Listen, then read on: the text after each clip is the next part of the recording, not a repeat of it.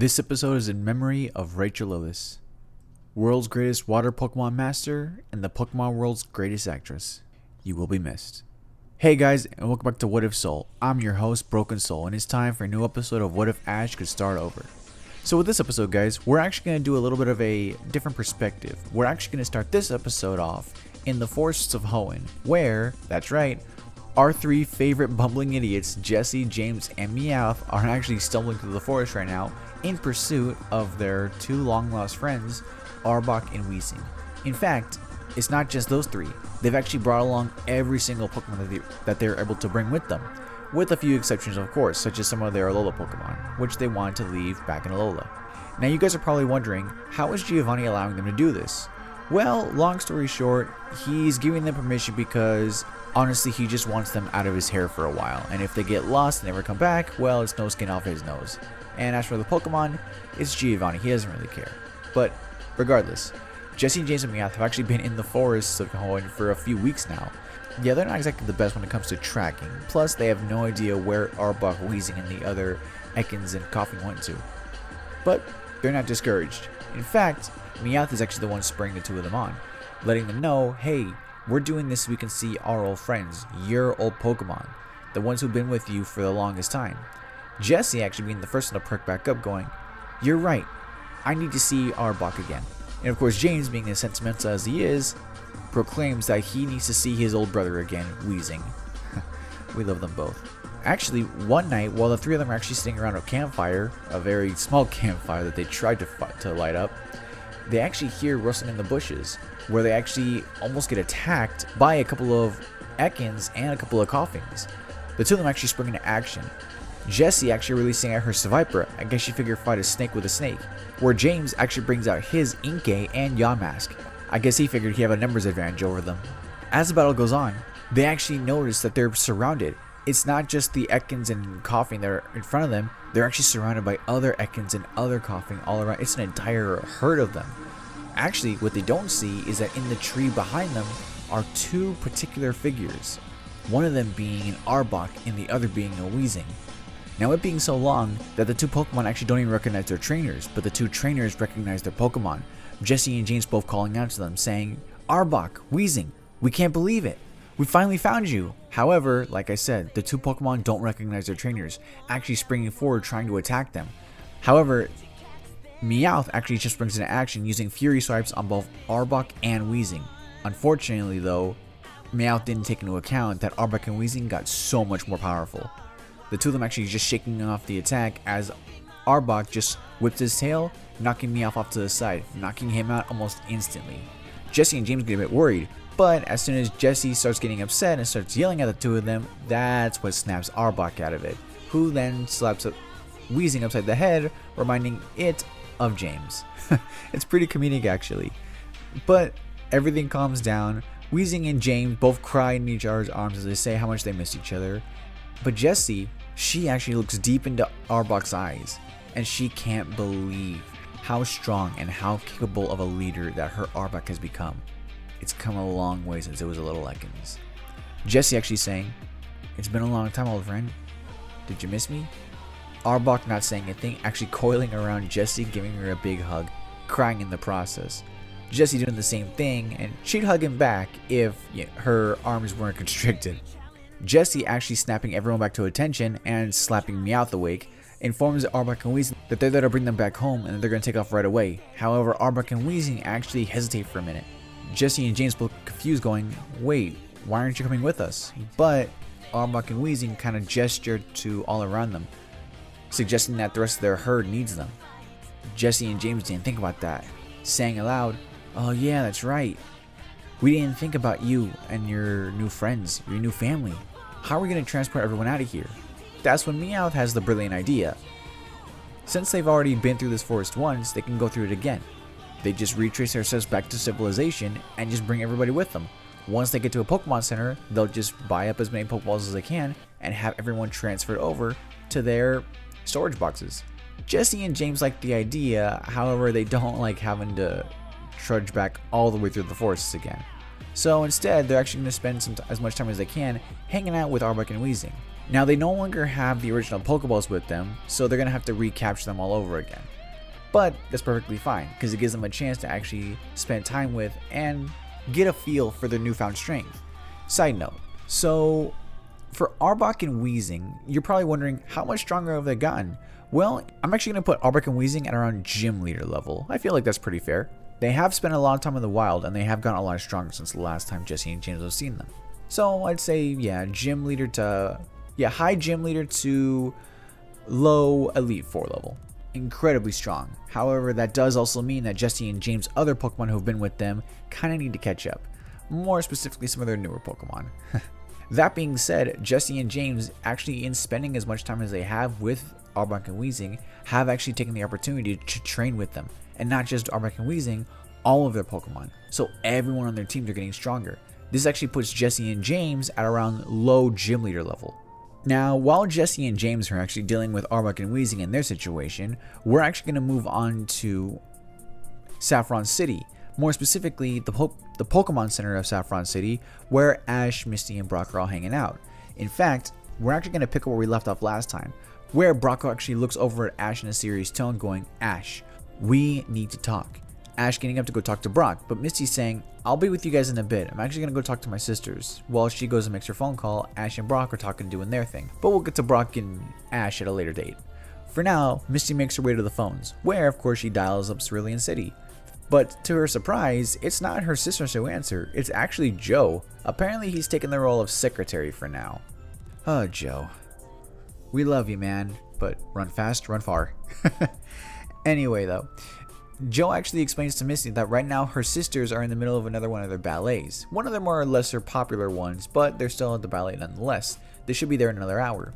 Misty actually takes this time to talk to Joe and see how he's doing, getting him up to speed on where his power level is at and how strong he's gotten, him and Giselle both. And as soon as Misty finds out that Joe starts to have the small little crush on Giselle, that's when Misty turns on the whole matchmaker, and she does her best to try and convince Joe to, talk to Giselle, let her know how she feels, does her own little thing. Because let's face it, out of everybody in that show, Misty knows a thing or two about love. Joe being embarrassed the entire time Misty's speaking, so much so that he actually tries to end the conversation early, hang up, or whatever, but Misty, she will not let it go. Actually, Giselle walks into the room, but luckily it's at a point where Misty is being very vague and doesn't let it slip that Joe likes her. But Giselle, being surprised, actually walks over to the phone greeting Misty, letting her know that her sisters are being very gracious hosts to both her and Joe, and that they're actually pretty good training partners too. Plus, Giselle is trying to show off and say that they're actually letting her participate in the ballets, when really she just hands them towels and just says, "Good job." Misty knows her sisters well enough.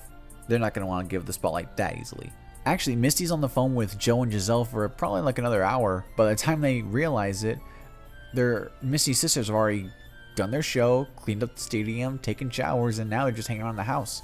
Actually, Violet, Lily, and Daisy actually all spot Misty on the phone, where all 4 sisters are able to catch up again. They all missed each other a lot. It's only been a couple of weeks, but still, ever since the battle between Ash and Misty, where they kind of exposed Ash for being a champion, Misty's sisters have really mellowed out. They're still being older siblings, but they at least are better friends with Misty than what they were originally. The 4 sisters talk, catch up, go through all the different stuff, but Misty's oldest sister Daisy actually brings up, "So, how are your boyfriends doing?" Misty getting embarrassed, saying, "They're not my boyfriends, they're just friends." Daisy pushing it a little bit, going, "You sure? Because the way you look at that Ash kid, it kind of looks the same way that Giselle looks at Joe sometimes." Giselle and Joe both getting insanely red, excusing themselves from the conversation. Daisy and Misty actually talk about this for a little while, but Misty tries her best to avoid the subject as much as she can, but Daisy keeps trying to bring it back in. It kind of goes back and forth for a little while, until Misty actually says, "Alright, well, it was good talking to everyone again. I'll talk to you guys again very soon, I promise." The sisters all saying goodbye to Misty as she hangs up the phone. When Misty walks back over, she notices Ash, Brock, and Pikachu are all gone. So she figures, you know what? I'm going to take this time to train a little bit. Making her way to the back of the Pokemon Center, Misty actually finds the training area. She lets out her Psyduck and her Gyarados. Her Gyarados giving her a big old hug, and Psyduck doing the exact same, running up to Misty's leg, giving it a hug while she hugs Gyarados. Her Pokemon really do have a strong admiration for her. Misty actually looking at both Psyduck and Gyarados saying, You two ready to train? Gyarados is excited, but Psyduck is getting a little afraid. Misty then saying, don't worry Psyduck, you're not gonna fight against Gyarados. You can see the relief coming right off of Psyduck as it sighs going, sigh. That was my impression. Let me know what you guys thought. But anyway, Misty spends the rest of her time actually training with Gyarados. More specifically, she tries to train up his Mega Evolution as much as possible, because don't forget, Misty and Brock both have Mega Stones for their Steelix and Gyarados respectively. Misty is actually trying to work on her Mega Evolution so she can try and become the world's greatest Water Pokemon Master. With Psyduck, which I'm not gonna lie guys, I still question why Psyduck was so weak in the original series. Here, I'm at least gonna make him at least like first gym ready. It's not much, but it's Misty Psyduck. What can you do? Anyway, Misty actually spends the entire day training, but she doesn't notice that there's another trainer wanting to use the training grounds. Looking over at Misty going, excuse me lady, can I use the training area? Misty going, oh, I'm sorry. Yeah, sure, let me just finish up with Gyarados real quick. Actually, the young trainer looks up to Misty and goes, wow, that's a Gyarados? Cool, can I say hi? Misty getting a little nervous saying, you can say hi, but be careful. Gyarados doesn't exactly take kindly to strangers. But Gyarados gets a little bit overprotective of Misty. As soon as she walks up to her to try to shake her hand, Gyarados starts to growl, scaring the girl. But Misty assures Gyarados, it's perfectly fine Gyarados, she just wants to meet me and say hi to you. Gyarados completely trusts his trainer, letting his guard down completely, allowing the girl to pet him and give Misty a handshake. Gyarados is a very loyal and dependable Pokemon. Misty's lucky to have him. Psyduck tries to emulate this by trying to growl, but he just comes off more as a squeaky duck. Never change, Psyduck. We love you. The girl actually saying, hey, this is going to sound a little strange, but can I have a Pokemon battle with you? I've never brought up Gyarados before. Misty going, sure, yeah. What's your name? This mysterious trainer girl actually says, oh, I'm sorry, I'm being rude. My name is Serena. Side note, yeah, I'm bringing in Serena, but, hold up, let me cook. I got a plan for her, okay? You'll see. Anyways, the two girls actually make their way to their trainer boxes. Misty with her Gyarados on inside the field, with Psyduck by her side, and Serena getting ready with her own Pokeball, saying, alright then, let's go, Sylveon! Serena's Kalos evolution takes the battlefield. It's ready to go. Misty is actually getting all starstruck for a second, going, oh my god, that is so cute.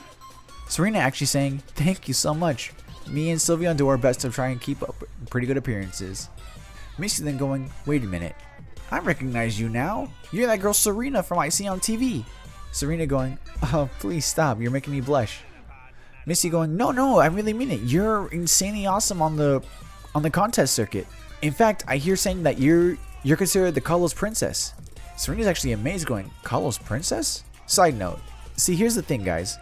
Even though Serena didn't become Kalos queen, which I still believe she was robbed of that title, I believe that she should get like a nickname. Similar to how May was given the nickname of the Princess of Hoenn, I'm going to give Serena the Princess of Kalos, or the Kalos Princess. Kind of like Kalos Queen, but different.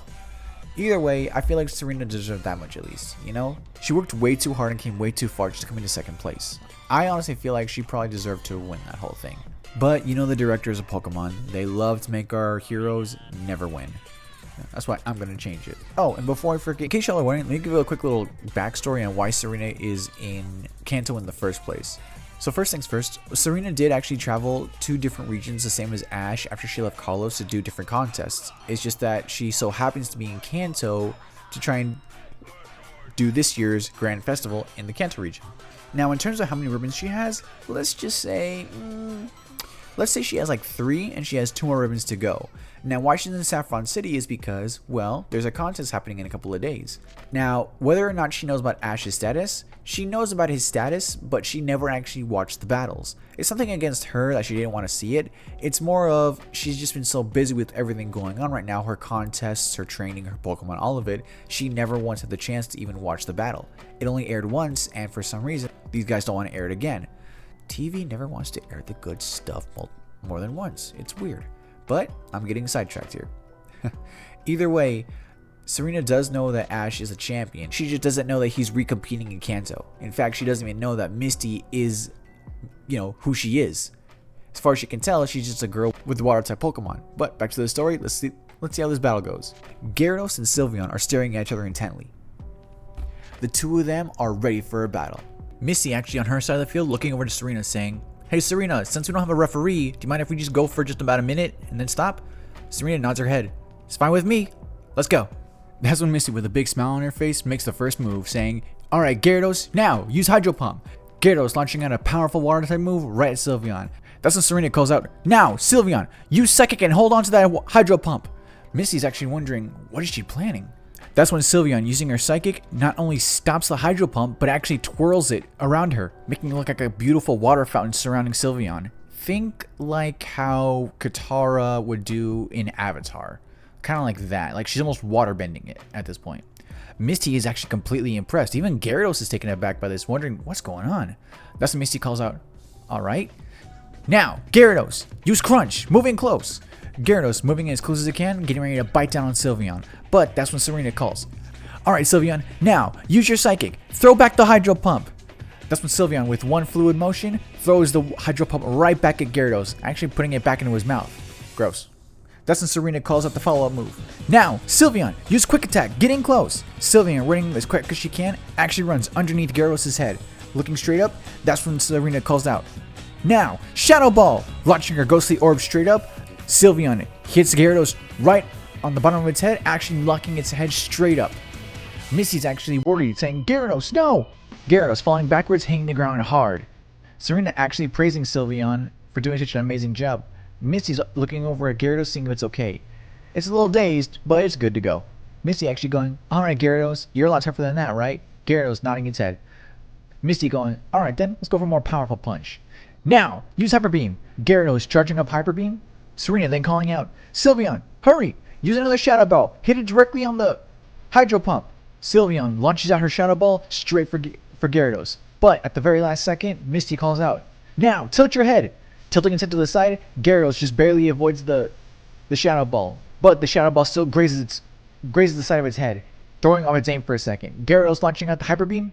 It just barely misses Sylveon. However, a lot of the blast from it hitting the ground actually knocks Sylveon over. Serena's worried about her little evolution, but Sylveon gets right back up and reassures her it's perfectly fine.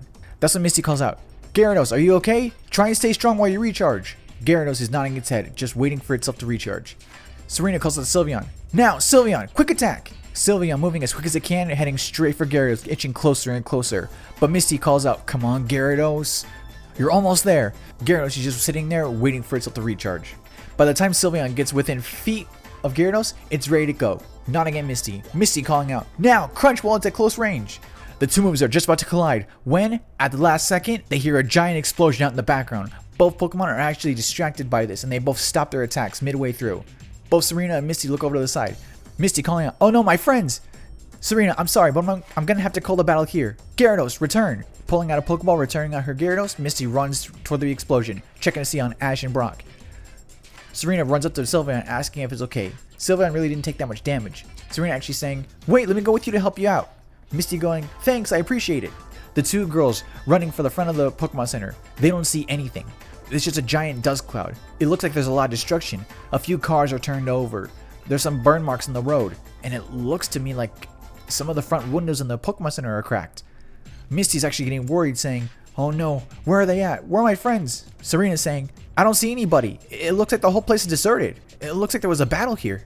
Misty then says, "Let's spread out and see if we can find anything. I don't see them. I'm getting worried about them." Serena going, "Good idea. Let's look around." Sylveon calls over to Serena. Serena's looking at Misty saying, "Hey, looks like Sylveon found something." The two girls run over to one of the turned over cars and they find a card. Misty picks it up. Looks like just a plain black card. When she turns it over, she sees the letter R and she knows right away, Team Rocket. And that's where I'm gonna leave it for now, guys. I know what you're thinking. Wait, this would be a 1-episode special. What happened? Well, I'm not gonna lie to you guys. Originally, this was gonna be just a 1-episode special just for Misty and Jessie. However, I kind of figured, you know what? I'm gonna make this let's call it a mini arc, I guess you could say, in between battles for Ash. Because I really want to do Miss Rachael Lillis' service and give both these two famous characters a lot of respect and love that they deserve. So yeah, that's kind of where I want to leave things off for now.